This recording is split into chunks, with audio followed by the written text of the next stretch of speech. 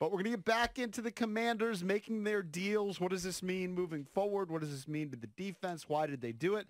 Ben Standig covers the Commanders for The Athletic. He's going to give us his insight. Hey, Ben. Fellas, thanks for having me on. Yeah, have you slept since yesterday, since the whirlwind of news that came down yesterday afternoon? I did for a little bit. I was, and then it's funny. Yesterday, I woke up seeing a Josh Harris team make a massive trade while I was sleeping. That freaked me out for half a second. And then today, to wake up to see an NFL team has fired its coach and GM, and I was like, oh wow, this is like I feel like I've dodged a couple of bullets while I was sleeping here. So yeah, got a couple in.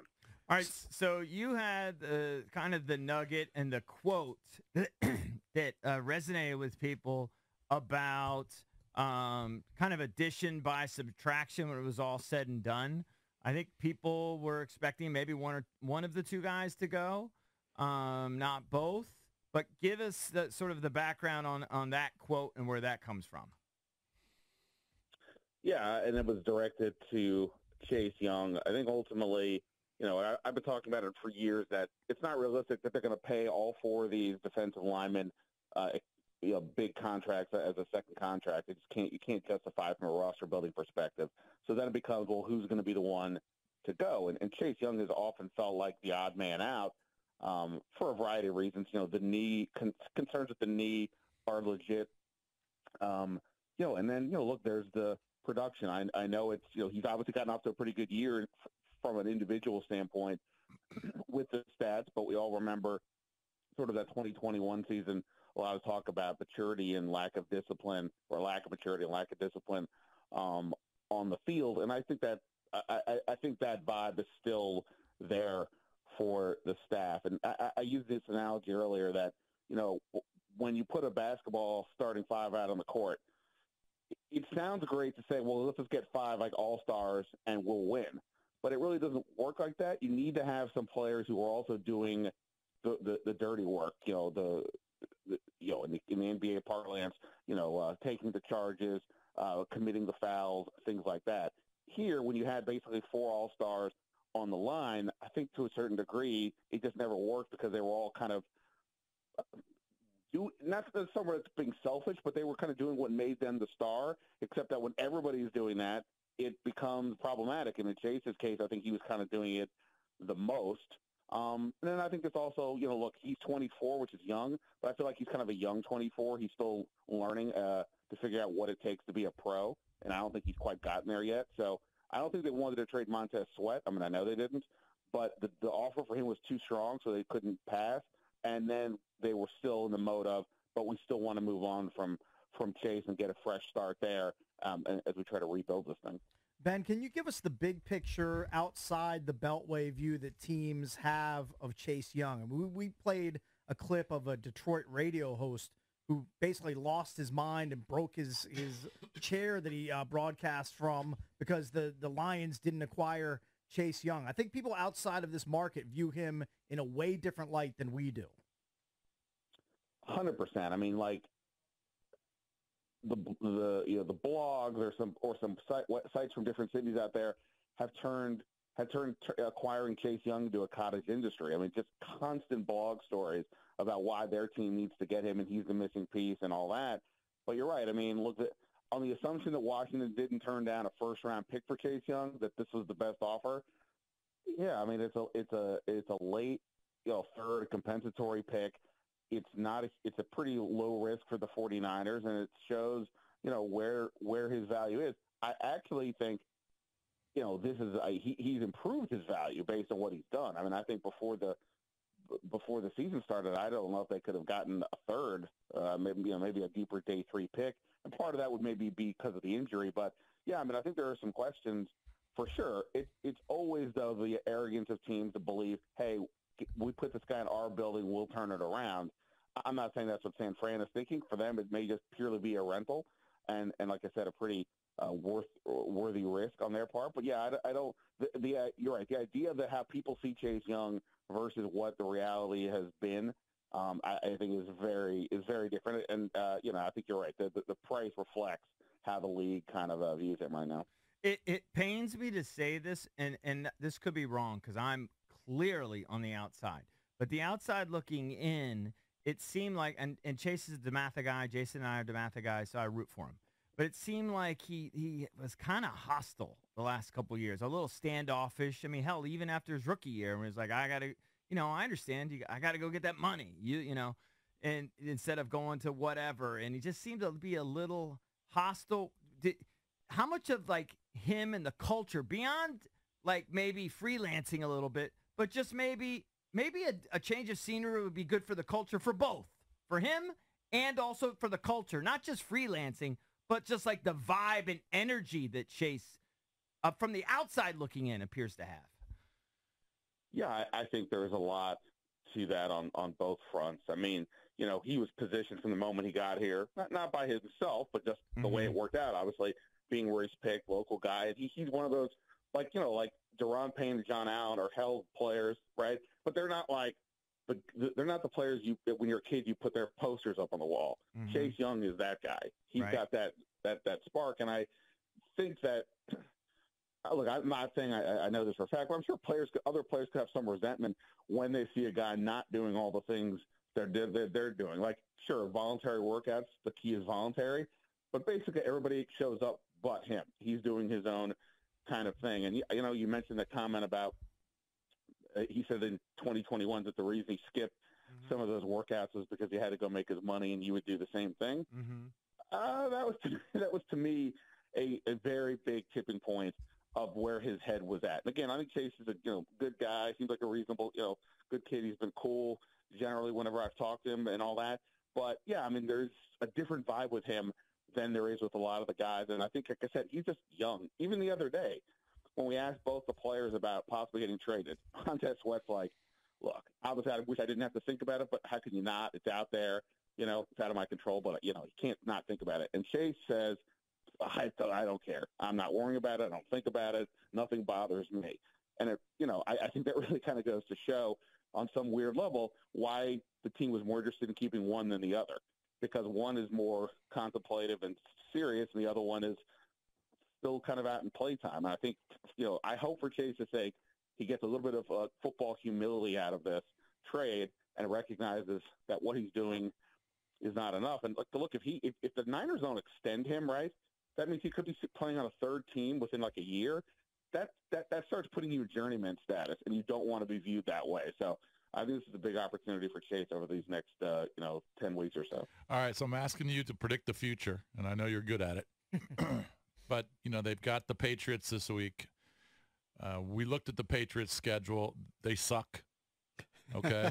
They had one really good game offensively and I don't know how they scored 30 on the Bills, but they did. But every other game, they didn't score more than about 17. They got shut out in the game. That's almost impossible to do in the NFL, but they got shut out. If Washington can't beat the Patriots this week, especially coming off last week's offensive production, Bieniemy calling a really good game, Hal playing great, then you could really start to see everything kind of snowball. Yeah. And I'm wondering, do you think if it gets really bad, do you think Harris will make a move with Rivera and fire him and let Bieniemy be the interim for the rest of the year? Kind of his little audition to being a head coach. Or do you think he'll just wait, let it play out, still have a chance at a playoff spot, see what happens, even though the schedule's tough, but and then make the decision at the end of the year? Yeah, I mean, my stance has kind of been I don't see Harris making a move. I mean, if we say the end of the year, maybe it's week 16 or something, but like not until we're basically at the finish line. I don't see it. I mean, look, if things start to get incredibly chaotic, if Terry McLaurin starts turning into Devontae Adams and slamming helmets and other things are happening, then who knows? But that doesn't, we haven't seen anything really like that at all. So during Rivera's time, and look, there's one thing about this team is there are a lot of guys who are free agents this year, key players. They've got a lot of incentive to keep going forward. And I think Rivera, probably the thing he has done the best over the course of time is keeping everybody together. So I don't, as far as the Bieniemy thing goes, I don't know. I just think, he's still learning to be a full-time play caller. And, it's obviously been pretty erratic to this point, but he had a pretty good game the other day. I just think piling on head coaching duties would be rough. Del Rio would be the natural choice as an interim because he's done it, but that would cause other headaches. Why, he's got his own controversies. Why are you putting him over the guy with the assistant head coaching title? So my assumption would be Harris just rides this out. And I think from what I can tell, Rivera and Harris were on the same page yesterday for these trades, whether that's just spin or fact. The point would be that if they can stay that with a straight face, then Rivera's probably in this sort of big spot did enough to justify Harris saying, no, we're just going to keep it this way through the year and see what happens. I'm curious, how often do you see Josh Harris in the building? Because you're there every day. How often is he there? Because he's the owner of the 76ers. He's the owner of the New Jersey Devils. He has a lot of business interests. How often do you see him? Well, the first few weeks of the season, obviously he was around a lot more. If he's not there at practice, outside or, maybe if his car's not in his space, it would be hard for me to know. But haven't seen him a ton the last, say, month. We have seen Mitchell Rales out there at least once, maybe twice. So, the number 2 owner has been out there. But obviously, Harris is keeping track of everything. You're right, though. It's going to be one of the more interesting points over the course of his ownership is how often he is focusing on the Commanders overtly versus his other teams. Clearly, he had a lot going on between the James Harden situation and the trade deadline. So I imagine he was by a phone and maybe had multiple phones over the last few days. I'm going to ask you to be like a body language expert.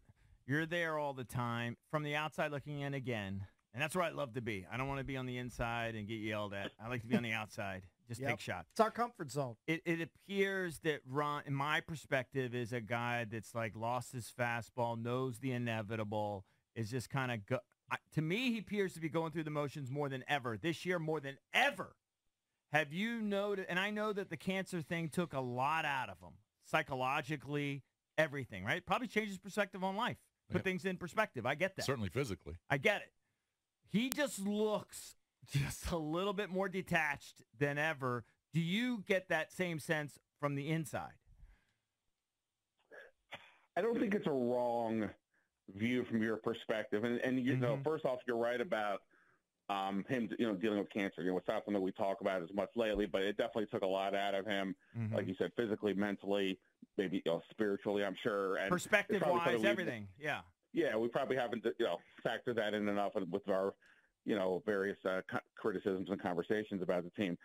That said, I feel like he's in this weird boat of trying to figure out, how do I motivate my team? How do we get these guys going while simultaneously, he's auditioning for a new owner. So I used to complain, I think a lot of us probably did, that it seems sometimes Rivera's comments were for an audience of one, meaning Snyder. Now I feel like it kind of should be. Like he probably needs to be for an audience of one and just focus on what he thinks Josh Harris, wants to see basically, and try to do that. But there's been a couple of these games, like the Giants game, where it's obviously a pretty demoralizing and effort loss. And he comes out and he says, yeah, we didn't play well enough, but, we still got 10 games to go. And it's kind of like, come on, don't you want to, give it to somebody? Say something, be a little bit more aggressive with your thoughts, you show just seem the punched emotion out. there. Yeah. Yeah, I mean, I get it. If you want to, call out his players to the media, I totally get that. And I'm pretty positive he gives them an earful at halftime of games or when needed and so on. But, yeah, I mean, I think with us, it does feel like, I don't know if it's attached is the right word, but sometimes it's kind of like, come on, man, there's got to be another gear here.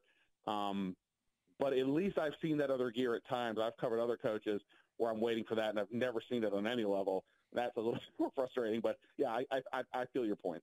Hey, Ben, we're talking to Ben Standig from The Athletic. Back in the summer after Josh Harris officially became the owner of the team, you wrote about the process in his ownership with the 76ers and him green-lighting that. So he became the owner of the 76ers in 2011. So he's been the owner for 12 years. What did you find looking back at his ownership with the 76ers and the Devils and kind of how he runs a team? Ben? Did we lose it? There he is. Oh, there he is. Sorry about that. I thought I lost you there for a second. Yeah, I mean, look, I think he's a pretty pragmatic guy. I think he's obviously got his analytics-based background. The fact that he did the process, that he greenlit it as an owner, knowing you're taking day-to-day revenue out of your pocket, I thought was pretty extraordinary. And I'm a big fan of what they did there. I get it that, you don't want to go suffer through 3 or 4 years of horrendous losing. I get that, but the result worked. I know a lot of people say it didn't. They got Joel Embiid. They've been a 50-win team for 5 straight years. They've been that puts them in the NBA contender status, something where the Wizards haven't been in 40 years, right? So, I think he's done I think he understands the value of getting assets and taking those assets and trying to do the best you can with them to maximize it, whether that's trading up for a star player, moving up in the draft, whatever. Now, obviously, the NBA is different than the NFL because in the NBA, one guy can change everything. In the NFL, other than a quarterback maybe, that just doesn't work. So you can't use the same approach. But I think we did see here the approach of, hey, where is this going? Let's be realistic. Are we going anywhere with Montez Sweat and Chase Young? We rank 31st in defense. How are we going anywhere with them? They're going to be free agents. They're going to cost $20 million each, perhaps, if we keep them, versus now we've got a couple of picks that are going to be cheap contracts, but still hopefully get talented players. It's the kind of move that I expect him to have made. And, like I said, I don't think you can't do the same exact thing, but there is something to be said for acquiring a lot of picks. Even the Cleveland Browns, by the way, the last team that sort of tried sort of an approach like the process. Again, I know they haven't sniffed the Super Bowl, but, their defense is like the number 1 defense in the league right now. I wish maybe they hadn't done the Deshaun Watson deal, but, they've improved a lot, and it started with acquiring a bunch of picks through their version of the process. And I wouldn't say it's a success, but you can see how it could turn into one. Mm-hmm. Yeah, no doubt. I mean, if you look at the 76ers, they at least make the playoffs every year the last 5-6 years. Yep, the Wizards would kill for that sort of run. They haven't had anything close to that in decades. Ben, thank you very much. Appreciate it. Do you have any prediction? This team's unpredictable. Any prediction for this week? Who are they playing? Oh, New England. No.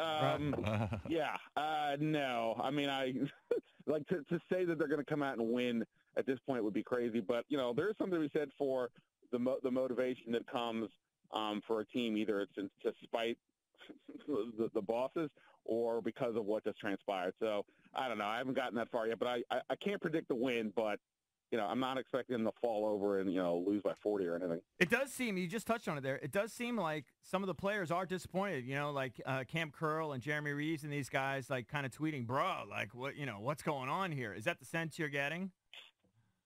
Yes and no. I mean, I do, look, I think that these guys were braced that something was probably going to happen. So, some guys just don't really pay attention to the big picture, and that's fine. I don't know. I mean, look, it's going to be weird. Like everybody likes Montez Sweat, and for the most part, I think Chase as well. It's not like they were bad guys, but something had to go, and that's just the nature of professional sports. Right. All right, Ben. Good stuff. That's Ben Standig, covers Thank the you, Commanders buddy. for the Athletic. We're the Junkies. Coming right back.